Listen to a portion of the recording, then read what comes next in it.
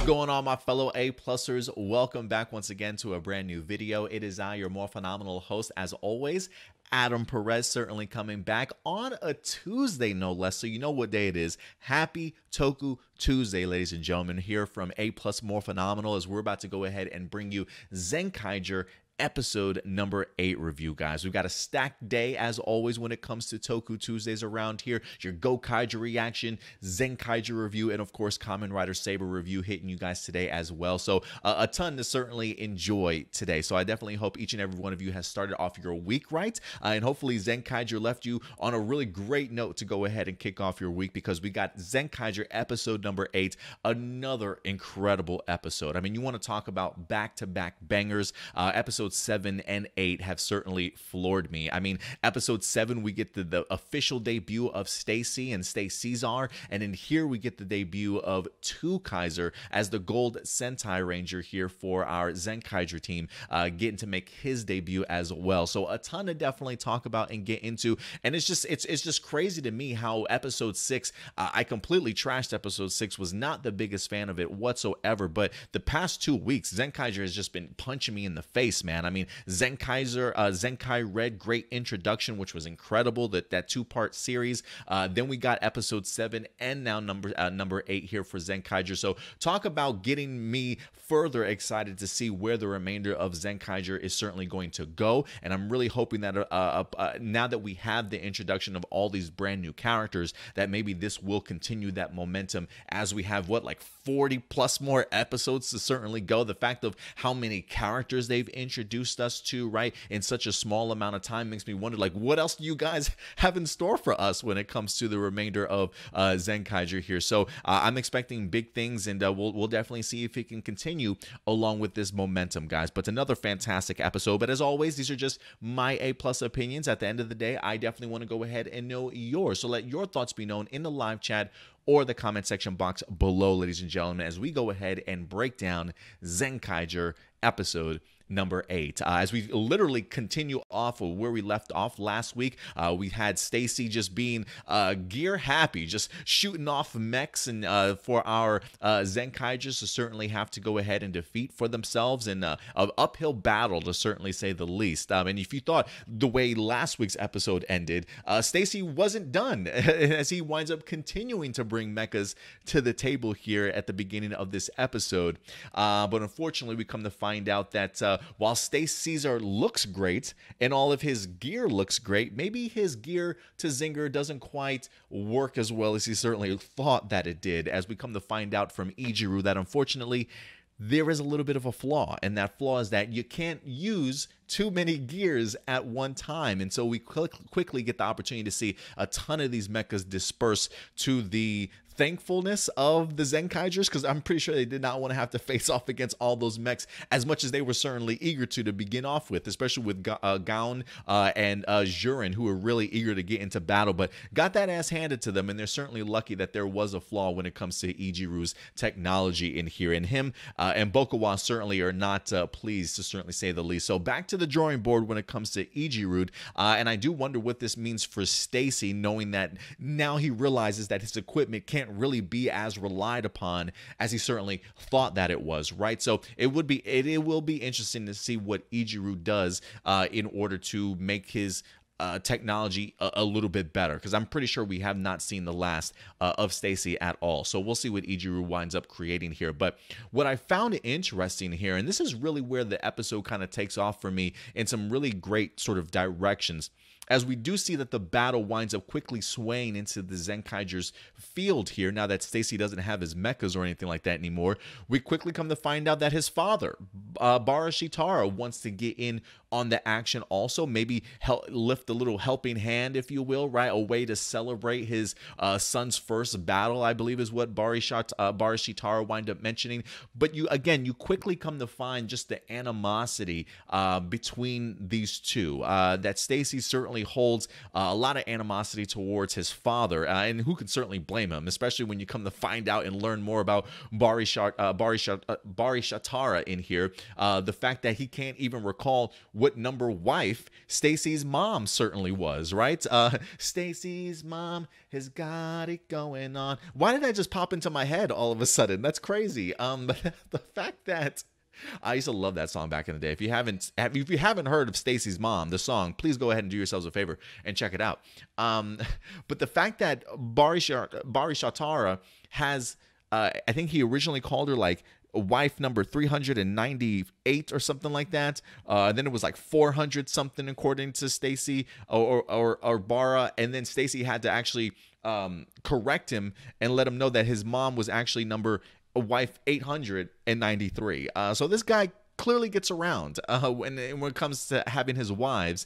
I am kind of curious if Stacy's his only child. I mean, the fact that you only have one kid out of 893 wives, I mean, that's pretty good odds, man. I can't even lie. But I am kind of curious if any more of Bara's children decide to pop up this season. Who certainly knows? But I did find it interesting. But also just the conversation that we get between Stacy and Kaito in this episode about the possibility of maybe what happened to his own mother, right? Stacy's mom, quickly coming to find out that, Kaito clearly has no idea some of the hell that Bari Shatara wind up actually putting his wife through. The idea that maybe he just left her for dead in some ditch, if you will, right?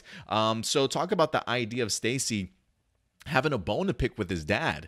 The idea of Bara just abandoning his kid probably right after the death of his mother, leaving this kid to have to fend for himself, if you will, and really make something of his own. So you can quickly understand like why Stacy maybe doesn't necessarily even consider himself part of the Toji Tendo, as he's pretty much just kind of using them as an ends to a means, if you will. But really no connection with his father to want to work side by side or have him involved in anything that he's certainly doing, even though Bara seems to want to be connected or want to help his son out by introducing us to Door World in here to go ahead and give his son sort of bit of a lifting hand. And even when Kaito and even Gigi over the Toji Tendo mentioned the idea of Bara caring enough about his son to watch him, you quickly come to find out from Bara himself, like, he's not in it for his son. He just wants to watch the battle actually take place. And based off of the guy, him being a general and having all these several different medals on his chest, right, the idea of battle is probably pretty intriguing to me. But I do wonder if there's a part of Bari Shatara that really does care about his son, to lift a hand and at least try and help him out in here, right? But I do find Stacy's personality really fascinating, especially when it comes to the idea of just not wanting anything to do with his father, doesn't want his dad getting involved. Stay away, Dad, I can do this on my own type of mentality, right? And then the idea of, even killing Door World himself, right? Just the just shooting this guy, just getting him out of the way. He's just more of a hindrance thanks to my dad, sort of thing. So I do find that relationship even more interesting when it comes to this episode after everything that we learned. And I also love the sort of now hating on Kaito because of the fact that maybe Kaito's family situation was a little bit different, right? Like I really do love the scene between Kaito and Stacy in here where they're confronting each other, and Stacy brings up the idea of Kaito's missing parents. Did they get captured by the Toji Tendo? They could be dead on some, in some ditch right next to my mom for all we know. Did they just abandon you like my father did me, right? Like maybe they are still alive and they want nothing to do with their kid. Really trying to get under the skin of Kaito and just kind of see where his mindset is at. But you quickly get to see that they distinguish themselves completely different from each other in regards to their mindset about their family. And when you quickly see that Kaito definitely has faith that his parents are certainly still alive and wouldn't abandon him, that something has something that's terribly gone wrong, or they're just simply missing, or whatever the case may be. But the idea of abandoning my family, abandoning me, nah, that's not how that goes down. I know my family a little bit better than you. And so we quickly get to see Stacy taking things a little bit more personal now, right? Before he was just Zenkaiser, and now he's Kaito.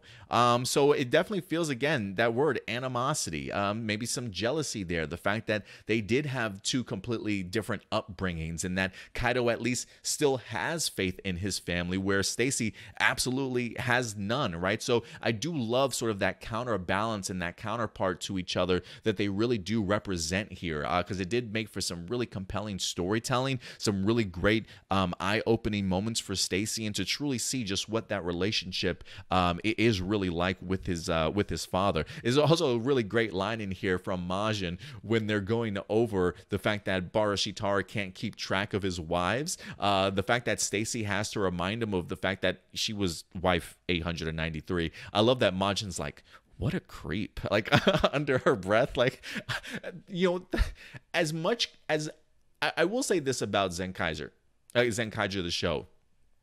While sometimes it definitely can be like chaotic and all over the place, especially when the Kikai noids are arguing or going sort of back and forth, I do love the dialogue in this show, and just some of the one-off lines that are just kind of thrown out there that if you happen to catch, just leave me cracking or just rolling up, like they just laughing out loud sort of thing. I think the dialogue and just the quirkiness that the show does bring, there are elements to it that I certainly love. There are times when it's just too over-the-top humor that I just can't roll with, but there are little things like that when it comes to the great dialogue that certainly goes a long way for me. So I really did enjoy that. And speaking of Door World in here, I thought this was a really fun monster this week. I really loved just the scenarios that we wind up finding our Zenkaigers in here this week. There are times when I felt like maybe they took that joke maybe just a little bit too far, like not too far, but just kept going on with it, like, just for a really long period of time.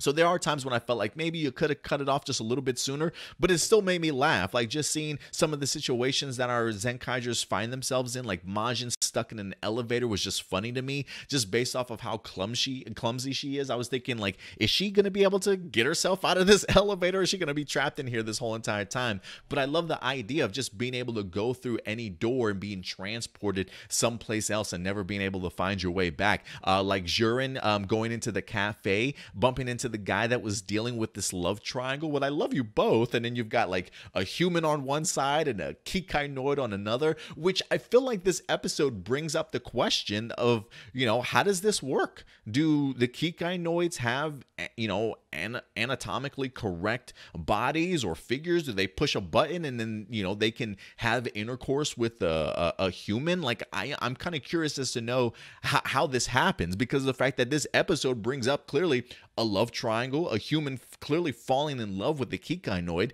and also the idea that Barashitara, while he is in fact a Kikai Noid, his wife was human. That's how he winds up having Stacy. So I do find that really interesting that they almost make it a point in this episode that, yeah, you can have those sort of interpersonal relationships, humans and Kikai Noids in here.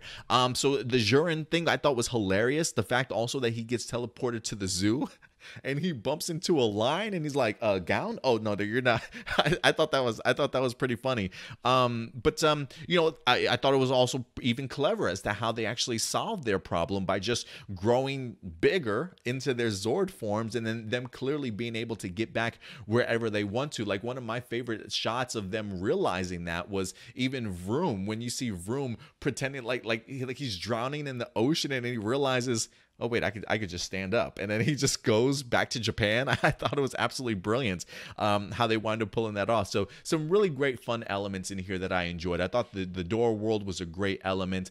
It was just brought a ton of laughs, honestly, and then great ideas of great storytelling here, giving us further insight into Stacy. The struggles between his scumbag father and Barashitara, who clearly kills his wives and abandons his kids. I mean, damn, how evil can you possibly get, right? So I really did love just everything that we learned in here. But of course, this episode would not be complete with the actual debut of Twokaiser himself. That's right, Mr. Zox Gold Tweaker? That's an interesting name, to be perfectly honest with you, but I dig the first name in Zox. For some reason, when I think of Gold Tweaker, I just think of Goldfinger, and my mind goes back to like an Austin Powers movie or something like that. I love gold. You know, the guy that just touches everything. I kind of dig that. But yeah, I mean, talk about making an entrance and leaving a lasting impression on me. I mean, not only is his airship badass, I mean, I don't even know what it transforms into yet. I'm pretty sure I probably might have seen it in some of the magazine scans, but the one thing you guys will learn about me is that while I do love the scans originally, I don't stick with reading or looking at scans for the entire season, because there are certain things that I just want to be surprised about and not have so much of a heads up, if you will. So the first couple of scans that come out, like revealing the team, revealing the Sixth Ranger and things like that, I'm usually all on board with it. But usually after that, you know, once we start getting into the teens and the 20s, I don't really look at the scans so much. So I might have actually just went over the Twokaiser's mecha, and I don't even know if they've even debuted them or showed them. They probably have. I just haven't kept up with the scans or anything like that. But this airship, I don't know if it turns into like a carrier mode, or if this is gonna be like a Gokai galleon, considering the fact that he is taking inspiration from Gokaiger as his theme.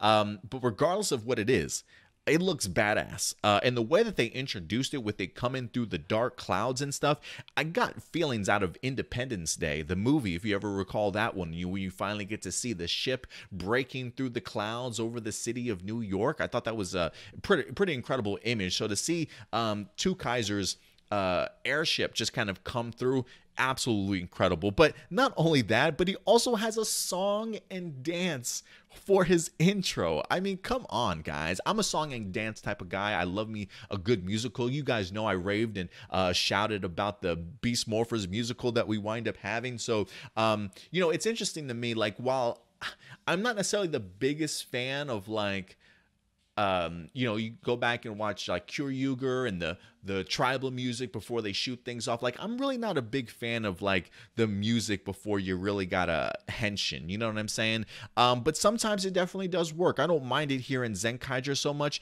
but when it comes to Twokaiser, man, I loved it. I loved it.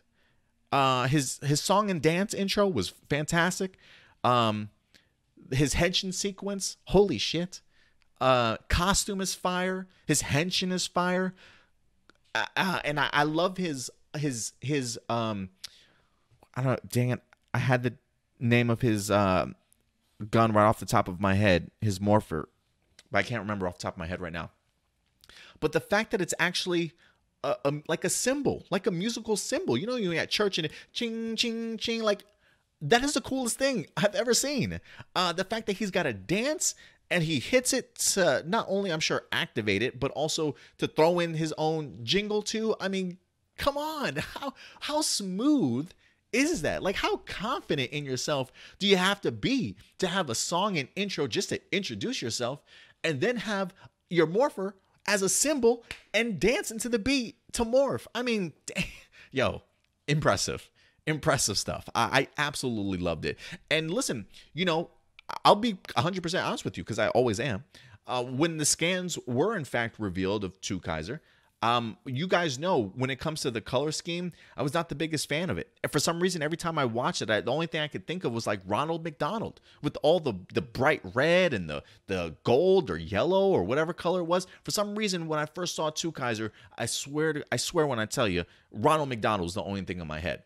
But I kept telling myself, you know what? I don't want to be too harsh on Twokaiser's costume, because I don't like to judge things until I actually see it in live action, right?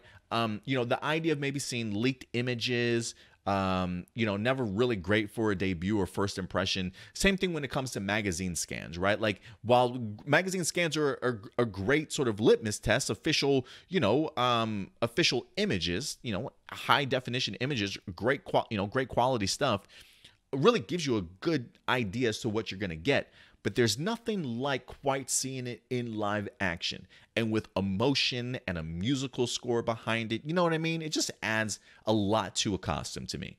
So I always said to myself, I'm not going to completely judge this costume until I see it in person.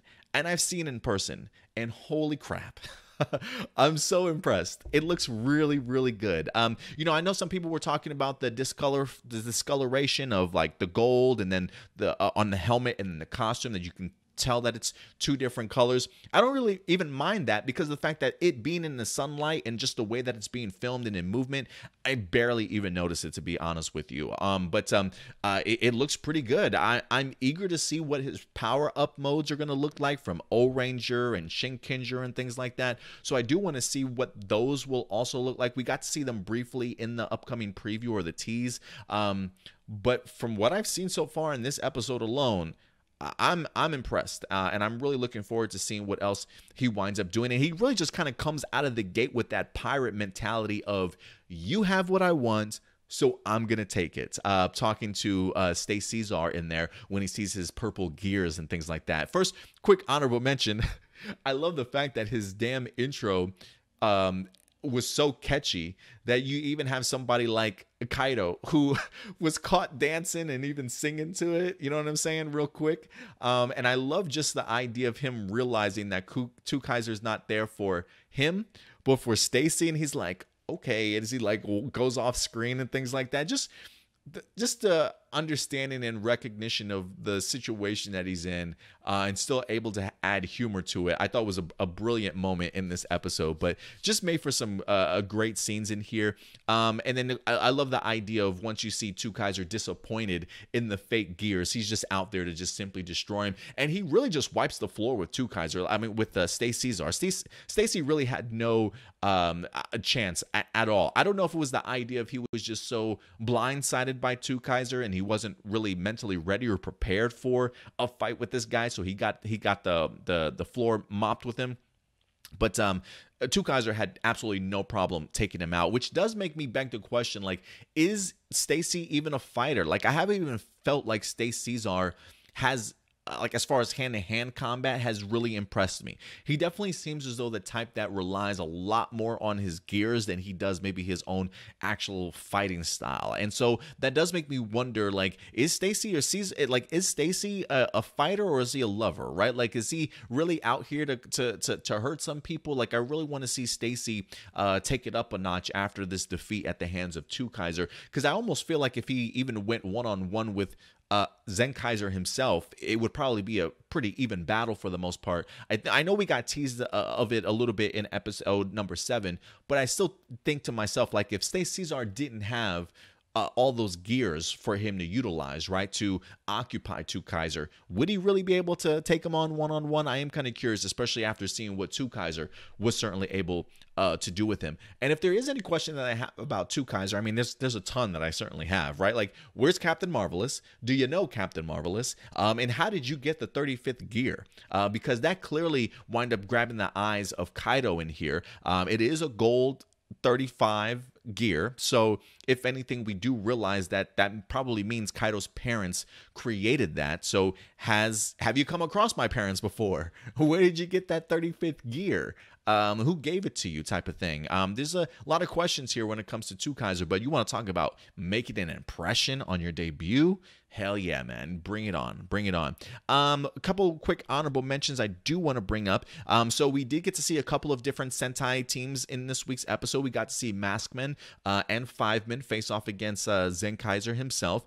We also got to see Flashman utilized as well by Stacy in here, but it was quickly disposed of by Kaito using a gear of his own, and we got to see the Karamazers certainly back very briefly, or I should say the Karame gems, as he kind of used them as bullets to go ahead and take out the rest of the Flashman team. So I thought that was pretty cool. And then last honorable mentions, I'm really loving the design of just the regular citizen Kikainoids. We saw a few of them in here. Again, one of the Kikainoids in the middle of the love triangle that Jurin walked in on. I think it was Vroom that walked into a judo a judo class or something like that. You had like humans with their gis on, and they were like wrestling and throwing over Kikai noids and stuff. Pretty cool stuff. But I do love the little attention to detail and the type of like hairstyles that they wind up giving some of these citizen Kikai noids. It definitely does go a long way, to certainly say the least. But guys, listen, at the end of the day, really love this episode.